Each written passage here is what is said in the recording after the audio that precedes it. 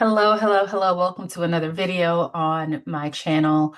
I want to challenge the way you think about networking. So that's the focus for today. If we haven't met, I help mid-career professionals get clear on what they want in their next steps and start making strategic moves toward that goal. Um, and so let's talk about networking because I find when I use the word, I get all sorts of screwed up faces like, oh my gosh, people are not pleased. I'm not doing that. Not in this area. We don't have events. And like there's all sorts of responses. So kind of let's unpack that a little bit. Um, I don't go to networking events for the most part. I'm just gonna let me lead with that. I am a homebody. I've worked remotely now for 15 years, maybe even more than that. No, about 15 years. So since my little one was, since before she actually started kindergarten, I've worked remotely. So a long time. Um, I'm not one to leave the house to go to events, but roughly 75% of the jobs I've had in my career in HR have come from people who know me, people I've worked with, right? I find out about jobs that aren't even posted yet. And so um, I want to talk to you from not only my personal experience being the recipient of opportunities that came through my network, but also hope this sun does not start to annoy me, but also from the lens of a seasoned talent acquisition lead, someone who's been on many hiring teams over the years, even before my days in HR. Um, and so I guess point number one, um, networking isn't just about who you know, although that's part of it. I think we may overlook the fact that it's ensuring that those people you know actually know what your goals are, what you want to do. Like, I can think of a ton of people that I know professionally, right? And who know me professionally. I've been working for, like, no joke, 30 years, over 30 years. And so people know me and I know people on a professional level. But if they don't know what I want to do today, them knowing me means nothing, right? That's I mean, it's good, it's cool, it's great. Um, but it's important that those people, or let me rephrase it, it's important that you can clearly articulate your career goals. You can clearly articulate what you're working towards.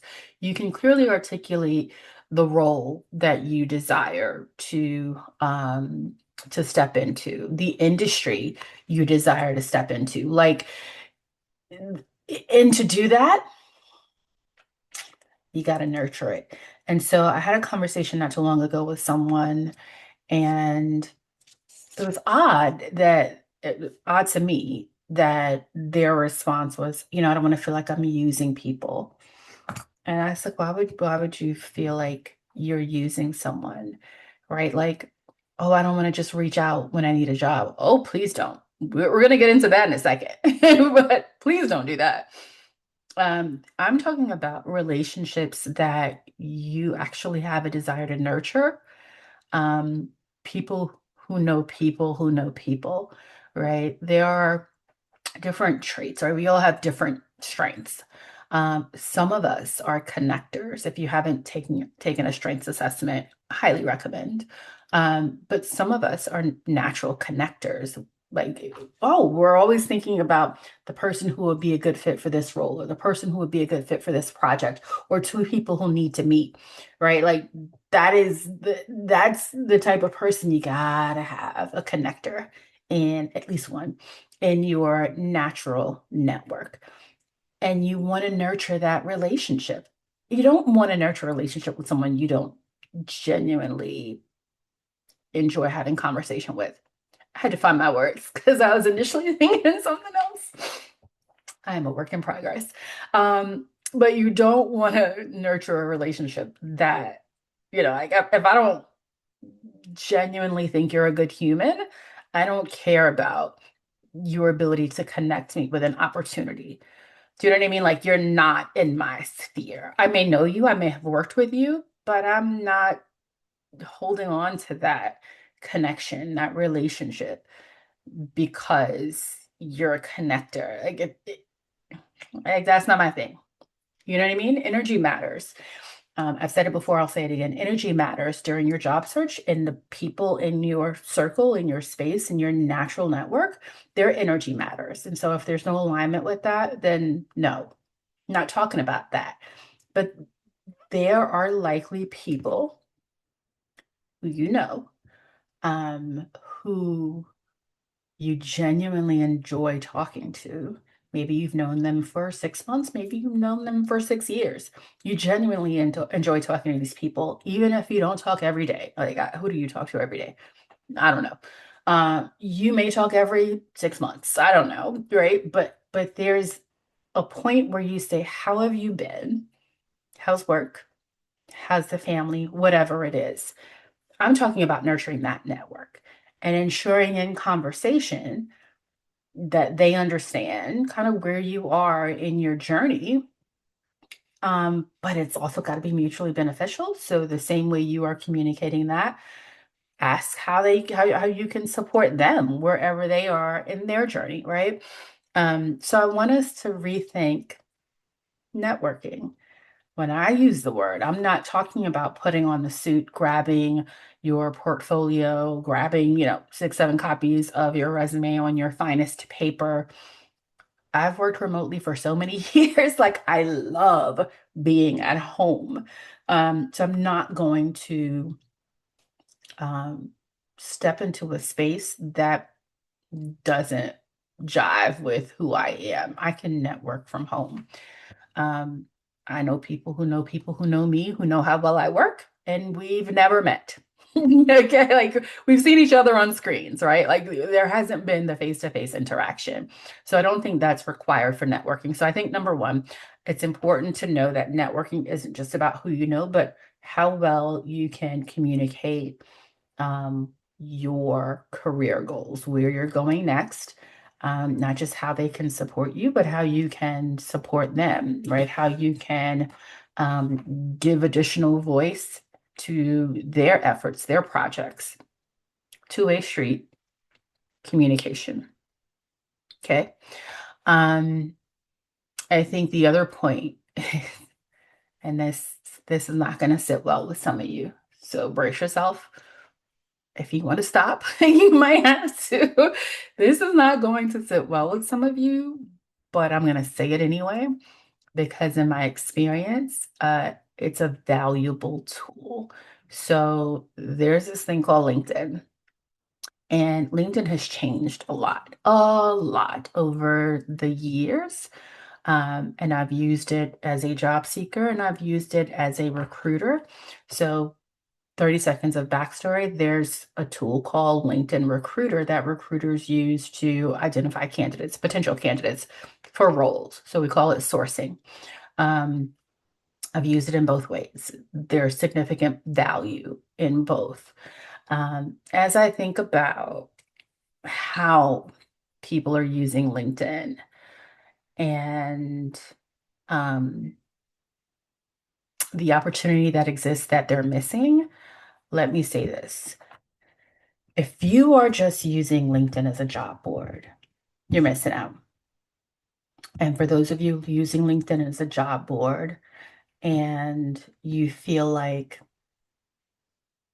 it's full of trash, none of the jobs are legit, you go into this negative spiral, like this, like energy matters during your job search. And I think it's important to read the details, do your due diligence, Google the company. If nothing comes up, or if it just looks like a page somebody threw together and there's no about section, like there are things, and we can certainly, we will get into that in more detail. Um, I actually have a toolkit. I'll drop the link below if you're interested in that. But in other videos, I'll get, and there are probably some on the channel already.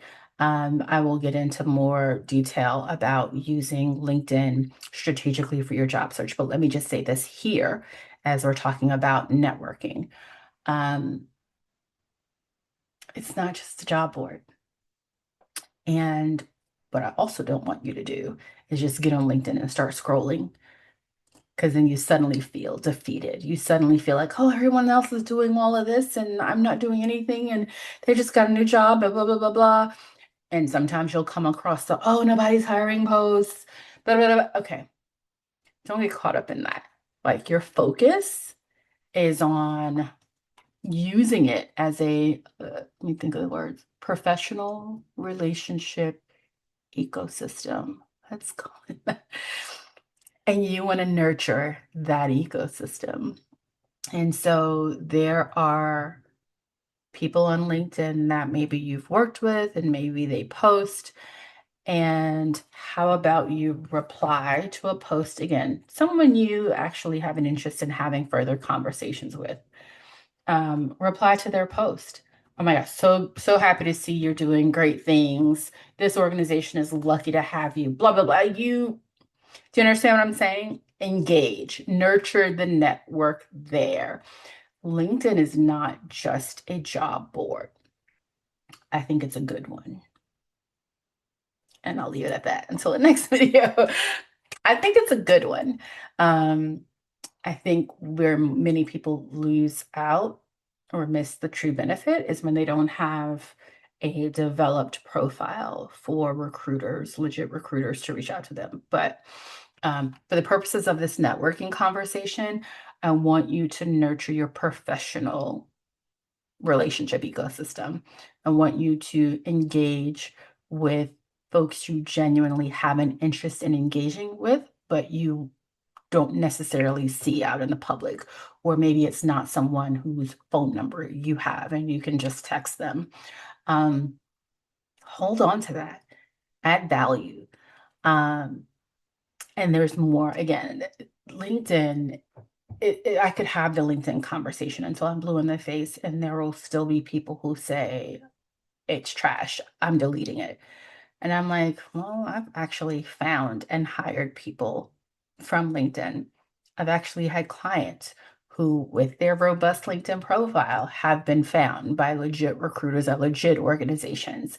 So different strokes for different folks, right? You do what works best for you, but my point is LinkedIn has value when it comes to networking. So please don't write it off. Okay. Um, I think the other thing I'll share about networking, because again, this is such, I think we've got to like rethink the way we view it. The goal isn't to have more conversations. So I have thousands, thousands and thousands of connections on LinkedIn. Again, I think I mentioned earlier, I've been working for over 30 years. So it's not abnormal, I don't think, especially as a recruiter, to have that many connections. By the way, if you ever send me a connection request, please understand that you must include a note, because if you randomly want to connect with me, I'm like, for what? Not just to connect. If we don't know each other, like, please include a note. Um, that aside, it is not one of those, networking isn't one of those things that needs to be high volume in terms of activity. The quality needs to be there. The quality of conversation needs to be there. Um, Build on it. So here's the worst thing you can do. Here's where I'm going with the quality. Worst thing you can do is to reach out when you need something, and only when you need something. So I talked earlier about nurturing the professional network. Nurture it when you don't need something. You just want to see how people are doing. And it's because these are people that you genuinely care about. Remember, we're not reaching out to people, we're not nurturing relationships with people we don't care about. And If you can't think of anyone in your network, personal or professional, um, who you have an interest in further developing a relationship with, I need you to get out of the house. I need you to join a group. I need you to do something so that you are in spaces where you truly meet people and engage with people. Um, if we're talking about your career, your search for a new opportunity, people are important. Like they're an important part of this recipe. They're an important part of this strategy. And I know someone will say, Christina, I have social anxiety. I get it. I get it. Um, and so keep it small, keep it tight. You don't need a large network. I talked about the importance of quality. It's not necessarily more relationships, it's just quality relationships, maybe with other people who have social anxiety. So all you will ever do is send LinkedIn messages or eventually you text, right? Like you're not going out to the events, but I want you to be intentional about connecting with connectors, even as someone with social anxiety. You don't have to go to the events. And if this is a mature, good human who understands social anxiety, they're not going to try to force you to go to an event.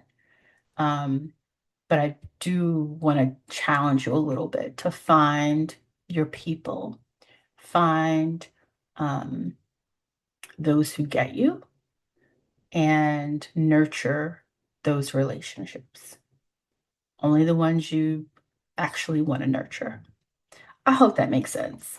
Um, so the next time, I say networking or someone says networking, because different people, right? Some people insist that it's the in-person, face-to-face, shaking hands and kissing babies kind of thing. I'm not even going to edit it out. Um, so some insist that that's networking. And I'm like, oh, I challenge that as someone who hasn't done that as much in the past 15 years. So yeah, and have landed some great six-figure remote opportunities without going out to these events. So I hope the tips I've shared help a bit in terms of kind of addressing what I think is a big lie when it comes to networking. And it's what I tell my clients too, like, let's rethink it. So, one, it's not just about who you know, it's about who knows you and what you want to do in terms of your career. Um, LinkedIn, LinkedIn. Okay. I know. LinkedIn. I'm going to say it anyway. And then number three, it's not really just the mass number of conversations you can have, it's the quality, it's the nurturing, not just reaching out when you need someone, but nurturing the network over time. So if this resonates with you, certainly be sure to like, be sure to subscribe, be sure to share, and I'll be back, of course, to share more just like this. If you enjoyed it, then I look forward to sharing more and have a fantastic rest of your day.